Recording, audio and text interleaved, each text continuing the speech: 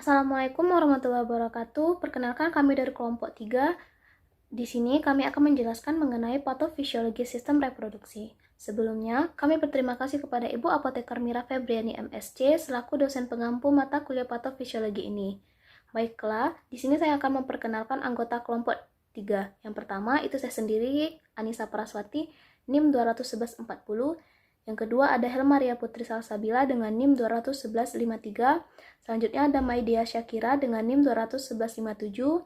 Raja Adli Husin dengan NIM 21167. Rina Novia Ardani 21169. Santri Amahnia 21173. Dan Wiza Mulyani 21184.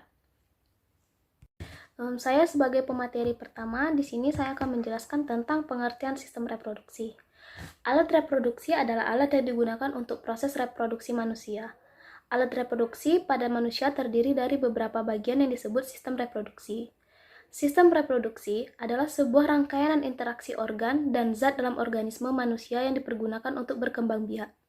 Ada dua jenis alat reproduksi yang nantinya akan dibahas, yaitu alat reproduksi pada wanita dan alat reproduksi pada pria. Alat reproduksi sendiri terdiri dari dua jenis, yaitu alat reproduksi dalam dan alat reproduksi luar. Pada wanita, alat reproduksi bagian luar terdiri dari vagina, labia mayora, labia minora, mons pubis, dan klitoris. Sedangkan alat reproduksi bagian dalamnya terdiri dari ovarium tuba fallopi atau oviduk dan juga uterus atau rahim. Pada pria, alat reproduksi bagian luar terdiri dari penis dan skrotum, sedangkan alat reproduksi bagian dalamnya terdiri dari testis, epididymis, kelenjar prostat, vesicula seminalis, dan vas deferens. Di sini dapat kita lihat alat reproduksi pria yang internal dan eksternal. Yang internal kita sudah ketahui kalau misalnya di dalam internal itu kalau di internal itu ada testis, epididymis, kelenjar prostat, vesicula seminalis, dan vas deferens. Sedangkan yang di bagian luarnya atau yang eksternalnya itu adalah penis dan skrotum. Selanjutnya itu adalah gambar dari alat reproduksi wanita yang juga terdapat internal dan eksternal. Yang internalnya itu bagian dalamnya itu terdiri dari ovarium tuba fallopi atau oviduk dan juga uterus atau rahim. Sedangkan yang bagian eksternalnya itu yang bagian luar terdiri dari vagina, labia mayora, labia minora, mons pubis, dan klitoris. Baiklah, selanjutnya saya Maidia Syakira akan melanjutkan penjelasan materinya. Selanjutnya yaitu sistem reproduksi pria. Nah, reproduksi pria ini memiliki beberapa komponen. Yang pertama ada penis. Penis memiliki fungsi sebagai saluran kencing atau urin sekaligus tempat keluarnya sperma. Selanjutnya ada skrotum yang berperan untuk menjaga suhu testis agar sesuai untuk memproduksi sperma. Nah, pada skrotum ini terdapat dua buah testis. Testis merupakan alat kelamin bagian dalam yang berfungsi untuk memproduksi sperma dan juga memproduksi hormon testosteron, di mana hormon testosteron ini sangat berperan penting dalam sistem reproduksi pria. Selanjutnya ada epididymis. Ini adalah saluran yang keluar dari testis yang fungsinya adalah sebagai tempat penyimpanan sperma sementara. Selanjutnya ada saluran uretra yang terdapat di dalam penis dan merupakan akhir dari saluran reproduksi. Peranannya adalah sebagai saluran keluarnya sperma dan urin. Selanjutnya ada vesicula seminalis yang menghasilkan zat yang berisi basa atau alkali, fruktosa atau gula monosakarida, hormon prostaglandin, dan protein pembekuan. Selanjutnya ada kelenjar prostat yang terletak di bawah kandung kemih, yang fungsinya menghasilkan cairan yang bersifat asam. Nah, yang terakhir ada kelenjar Cowper yang menghasilkan lendir dan cairan yang bersifat basa. Fungsinya adalah untuk melindungi sperma dengan cara menetralkan urin yang memiliki pH asam yang tersisa dalam uretra. Nah, selanjutnya ini adalah gambar reproduksi pada wanita. Dapat kita lihat di sini ada beberapa komponen. Yang pertama ada fallopian tube, uterus, fundus, uterine tube, ada endometrium, myometrium, fimbriae, ovari, vagina, dan juga ada cervix. Nah, selanjutnya akan kita bahas satu persatu. Yang pertama adalah vagina. Vagina ini adalah saluran yang menghubungkan lingkungan luar dengan rahim sekaligus tempat mengalirnya darah menstruasi dan saluran keluarnya bayi. Selanjutnya adalah serviks. Serviks ini adalah salah satu struktur rahim bagian bawah yang menyempit dan membuka ke arah vagina. Selanjutnya yaitu saluran telur. Saluran ini sering juga disebut dengan tuba Fallopi atau oviduk. Bentuknya terdapat sepasang di setiap tubuh perempuan, yaitu di kanan dan di kiri. Oviduk memanjang ke arah samping dari uterus, di mana fungsi oviduk ini adalah membawa sel telur dari infundibulum ke rahim. Pada saluran inilah terjadinya fertilisasi atau pembuahan. Selanjutnya adalah indung telur. Indung telur adalah tempat kumpulan sel yang disebut folikel. Di dalam folikel, sel telur atau ovum dikembangkan. Folikel juga menghasilkan hormon perempuan, yaitu estrogen dan progesteron. Selanjutnya ada rahim. Sistem reproduksi satu ini memiliki fungsi sebagai tempat berkembangnya janin setelah sel telur dibuahi oleh sperma.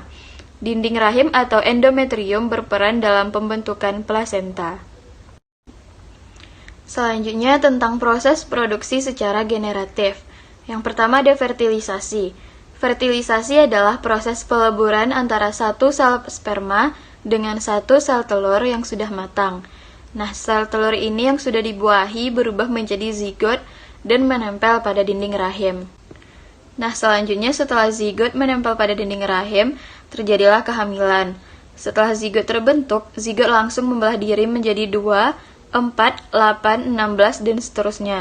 Dalam waktu bersamaan, dinding rahim akan menebal penuh dengan pembuluh darah dan siap menerima zigot. Zigot tersebut berubah menjadi embrio, lalu terbentuk plasenta dan tali pusat sebagai penghubung antara embrio dengan ibunya. Embrio dikelilingi cairan amnion, di mana cairan amnion ini berfungsi untuk melindungi dari bahaya benturan. Baiklah, di sini saya akan melanjutkan presentasi mengenai proses tahapan kehamilan pada reproduksi secara generatif, di mana setelah terbentuknya suatu zigot yang berubah menjadi suatu embrio, lalu terbentuknya suatu plasenta dan tali pusar yang berfungsi untuk menghubungkan antara embrio dan juga induknya, dan tahapan usia perkembangan pada kehamilan, di mana pada usia ke 4 minggu sudah terbentuk suatu organ, yaitu berupa pada kaki, tangan, dan juga mata. Lalu semakin berkembang pada usia ke 6 minggu, embrio ini berukuran sekitar 1,5 cm, dan yang terbentuk pada embrio yang tumbuh berkembang ini berupa tambahan berupa otak, jantung, tangan, dan juga beserta jari jemari. Dan pada usia ke-8 minggu, embrio ini pada sistem organnya sudah berkembang secara sempurna, dan dari embrio berubah menjadi janin. Dan setelah usia kehamilan mencapai 9 bulan 10 hari, maka bayi siap dilahirkan. Nah, berikut ini merupakan suatu proses tahapan dalam kehamilan, di mana pada usia yang ke-1 bulan yaitu terbentuknya suatu zigot, lalu tahapan pada 2 bulan dan 3 bulan, dan zigot ini berubah menjadi suatu embrio, dan perubahannya pada 4 bulan sampai 4 bulan sudah terbentuk suatu organ-organ tubuh, dan pada 5 bulan dan juga seterusnya. Lalu bayi atau janin ini dapat dilahirkan pada usia yang ke-9 bulan 10 hari. Berikutnya yaitu generatif secara menstruasi, di mana bila ovum tidak dibuahi, maka dinding rahim yang menebal dan juga banyaknya suatu pembuluh darah itu akan rusak atau luruh. Bersama dengan ovum, jaringan tersebut dikeluarkan melalui vagina dalam proses menstruasi atau haid. Produksi secara vegetatif, yang pertama yaitu ada bayi tabung. Bayi tabung ini merupakan suatu bayi yang pembuahannya terjadi di luar tubuh wanita dengan cara menggabungkan sel gamet betina dengan sel gamet jantan dalam sebuah bejana yang telah berisikan suatu medium yang mirip dengan rahim, sehingga pembuahan terjadi di dalam bejana tersebut. Dan dari zygote berubah menjadi suatu modula yang berubah menjadi blastula. Perkenalkan, nama saya Rina Noviadani, NIM 2000111169. Saya sebagai penyaji keempat. Cloning. Cloning adalah penggunaan sel somatik makhluk hidup multiseluler untuk membuat satu atau lebih individu dengan materi genetik yang sama atau inetik. Ada 3 jenis cloning, yaitu cloning DNA rekombinan, cloning reproduktif, cloning terapetik. Gangguan reproduksi wanita dan pria beserta cara pencegahannya. Yang pertama, infertilasi. Adalah gangguan reproduksi sehingga seseorang mengalami kesulitan untuk hamil. Kondisi ini dapat dikatakan bukan hal yang langka karena nyatanya terdapat sekitar 10-18% pasangan suami istri di dunia yang mengalami infertilasi tersebut. Infertilasi primer adalah mana kehamilan yang belum terjadi sama sekali. Infertilasi sekunder merupakan kondisi kelahiran anak yang pertama atau pernah hamil namun terus mengalami keguguran. Yang kedua, dismorphia. Dismorphia adalah yang lazim disebut nyeri menstruasi haid, bukanlah hal yang baru bagi wanita. Dismorphia dibagi menjadi dua, yaitu dismorphia primer dan dismorphia sekunder. Dismorphia primer adalah nyeri pada perut bagian bawah saat menstruasi tanpa disertai adanya kelainan atau penyakit pada panggul. Yang kedua, dismorphia sekunder adalah nyeri pada perut bagian bawah saat menstruasi disertai adanya kelainan atau penyakit pada panggul. Yang ketiga, endometriosis. Penyakit ini terjadi ketika ada jaringan yang tumbuh di dinding uterus. Orang yang menderita endometriosis akan merasa nyeri terutama saat sedang menstruasi, bahkan berpengaruh terhadap kesuburannya dibandingkan dengan perempuan subur. Mereka yang menghalangi kesulitan memiliki keturunan 8 kali lebih rentan mengalami endometriosis. Cara mencegah endometriosis bisa dengan mengubah gaya hidup menjadi lebih sehat, olahraga teratur, hindari stres, dan juga memilih apa saja yang dikonsumsi sehari-hari. Makanan bergizi berperan penting terhadap kesehatan reproduksi. Baiklah, di sini saya akan melanjutkan presentasi dari rekan-rekan saya. Sebelumnya perkenalkan, nama saya Santri Hamania, NIM 21173. Selanjutnya itu ada PCOS atau Polycystic Ovary Syndrome. Merupakan munculnya kantong yang berisi cairan di salah satu atau kedua dari ovarium. PCOS ini berkaitan dengan hormon. Untuk pencegahannya, dokter akan menyarankan menjalani gaya hidup sehat dan aktif bergerak, sehingga kesehatan sistem reproduksi lebih terjaga. Selanjutnya itu ada BPH atau Benign Prostatic Hyperplasia, merupakan kondisi kelenjar prostat itu membesar. Akibatnya, urin menjadi tidak lancar dan buang air kecil terasa tidak tuntas. Penyakit BPH ini hanya dialami oleh pria karena hanya pria yang memiliki prostat. Selanjutnya itu ada kanker testis.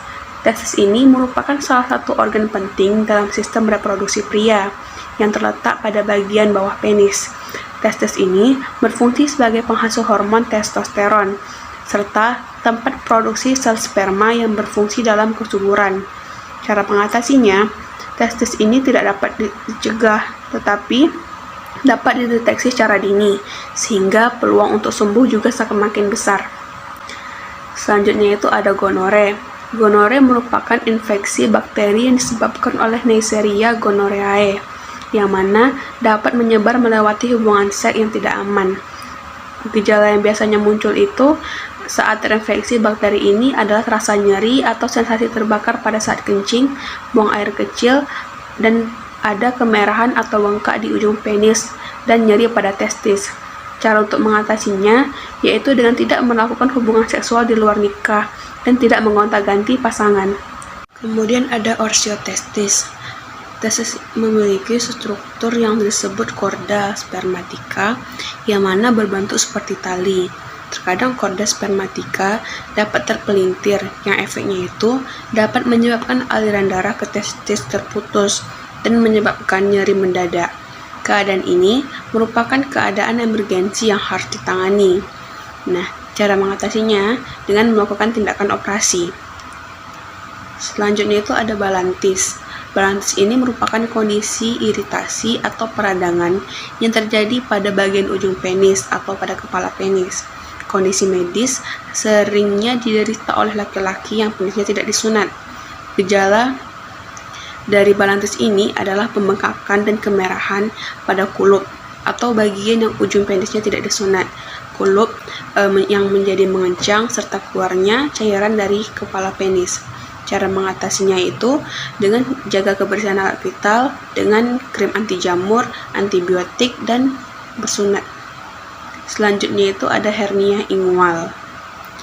Hernia ingual ini merupakan kondisi yang terjadi pada alat reproduksi pria ketika dinding perut bagian bawah melemah sehingga usus turun ke kantung testis atau bagian samping penis yang menyebabkan testis terasa lebih besar atau terlihat lebih besar. Benjol tersebut muncul ketika beraktivitas seperti mengangkat benda-benda berat. Namun pada umumnya ketika posisi terlentang akan kembali normal. Cara mengatasinya itu dengan proses pembedahan atau melakukan operasi. Selanjutnya akan dilanjutkan oleh rekan saya. Terima kasih. Disfungsi seksual. Tak hanya pria dengan disfungsi ereksi, perempuan pun bisa mengalami disfungsi kehidupan seksual, mulai dari seks terasa nyeri, tidak menarik, hingga banyak lagi kondisi yang dapat mempengaruhi terhadap kesuburan. Cara mencegah terjadinya disfungsi seksual ada pada komunikasi. Jadi, jangan ragu mendiskusikan hal ini tak hanya kepada pasangan, tapi juga tenaga profesional. Dengan demikian, bisa diketahui akar masalah mengapa seseorang mengalami disfungsi seksual dan tak bisa menikmati hubungan intim dengan pasangan. HIV atau AIDS. Sebagian besar kasus HIV pada perempuan diperoleh dari kontak langsung saat berhubungan seksual dengan pasangan. Tak hanya itu, berbagai jarum dengan orang yang terinfeksi juga merupakan media penularan HIV. Menghindari kedua pemicu itu juga merupakan cara mencegah penularan HIV atau AIDS. Berkat majunya pengobatan modern, HIV bisa diatasi seperti halnya penyakit kronis lainnya. Tak sedikit penderita HIV yang kualitas hidupnya tetap baik, bahkan memiliki keturunan. Dengan perawatan infertilitas khusus, kemungkinan menularkan virus pada bayi cukup rendah. Gonorea dan Chlamydia. Kedua jenis infeksi menular seksual di atas kerap terjadi dan mengganggu kesehatan reproduksi seseorang. Jika dibiarkan, penyakit seperti gonorea dan chlamydia bisa saja menyebabkan radang panggul. Dalam jangka panjang, masalah infeksi menular seksual juga bisa memicu infertilitas. Cara menghindari tertularnya infeksi menular seksual bisa dengan melakukan seks aman dengan memakai alat kontrasepsi. Selain itu, tidak gonta-ganti pasangan juga penting untuk memastikan tidak ada resiko penularan infeksi menular seksual.